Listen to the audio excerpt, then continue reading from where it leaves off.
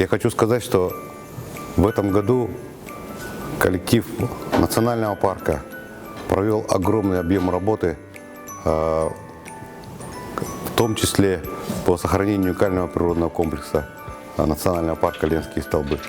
В этом году Министерством природных ресурсов и экологии было оказано огромное доверие нашему коллективу, и в структурное подразделение было передано вновь созданное государственный природный заповедник Медвежьи острова. Я уверен, что мы справимся со всеми задачами. В этом году наш парк оснастили техникой, абсолютно новой современной техникой, более чем на 60 единиц. И это не только техника, но и средства связи, средства спутниковой навигации. Совершенно новые метеостанции мы закупили.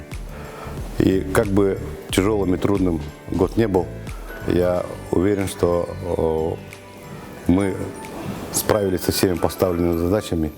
И в будущем, предстоящие годы, мы также сделаем все возможное от нас зависящее и выполним все, что от нас требуется. В новом году я хотел бы поздравить от имени своего коллектива всех жителей и гостей республики с наступающим Новым годом. Пожелать им в первую очередь крепкого здоровья, мира, добра, благополучия и счастья. С Новым годом вас, друзья!